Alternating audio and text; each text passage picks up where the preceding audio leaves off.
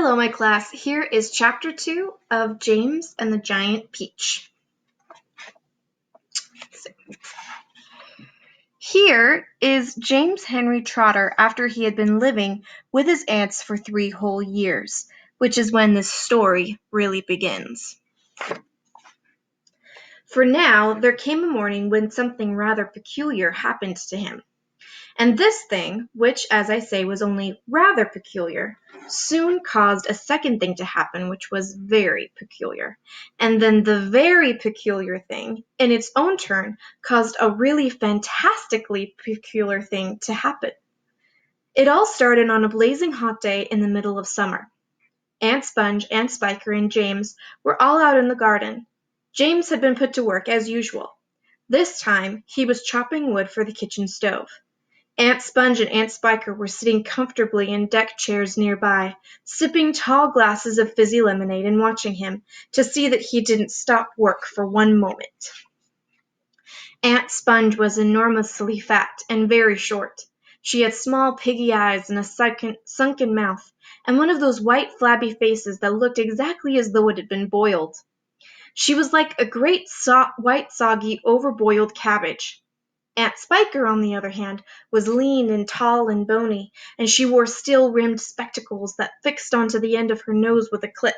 She had a screeching voice and long, wet, narrow lips, and whenever she got angry or excited, with little flecks of spit would come shooting out of her mouth as she talked.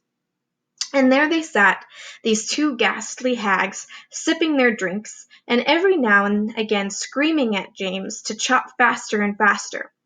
They also talked about themselves, each one saying how beautiful she thought she was. Aunt Sponge had a long-handled mirror on her lap, and she kept picking it up and gazing at her own hideous face.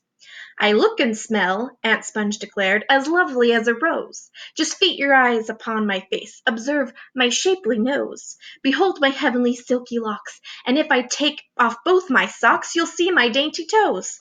"But don't forget," Aunt Spiker cried, "how much your tummy shows." Aunt Sponge went red. Aunt Spiker said, "My sweet, you cannot win. Behold my gorgeous curvy shape, my teeth, my charming grin.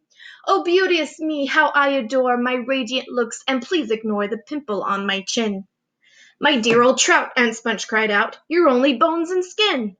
"Such loveliness as I possess can only truly shine in Hollywood," Aunt Sponge declared. "Oh, wouldn't that be fine?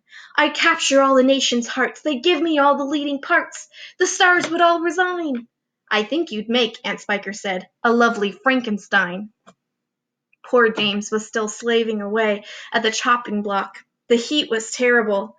He was sweating all over. His arm was aching. The chopper was a large, blunt thing, far too heavy for a small boy to use. And as he worked, James began thinking about all the other children in the world and what they might be doing at this moment. Some would be riding tricycles in their gardens. Some would be walking in cool woods and picking bunches of wild flowers. And all the little friends whom he used to know would be down by the seaside, playing in the wet sand and splashing around in the water. Great tears began oozing out of James's eyes and rolling down his cheeks.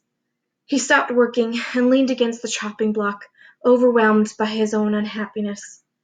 "What's the matter with you?" Aunt Spiker screeched, glaring at him over the top of her steel spectacles. James began to cry. "Stop that immediately and get on with your work, you nasty little beast," Aunt Sponge ordered. "Oh, Auntie Sponge," James cried out, "and Auntie Spiker, couldn't we all, please, just for once, go down to the seaside on the bus? It isn't very far, and I feel so hot and awful and lonely." "Why, you lazy good-for-nothing brute," Aunt Spiker shouted. "Beat 'em!" cried Aunt Sponge. "I certainly will," Aunt Spiker snapped. She glared at James, and James looked back at her with large, frightened eyes. "I shall beat you later on in the day when I don't feel so hot," she said. "And now get out of my sight, you disgusting little worm, and give me some peace." James turned and ran. He ran off as fast as he could go to the far end of the garden and hid himself behind that clump of dirty old laurel bushes that we mentioned earlier on. Then he covered his face with his hands and began to cry and cry. And that's the end of Chapter 2.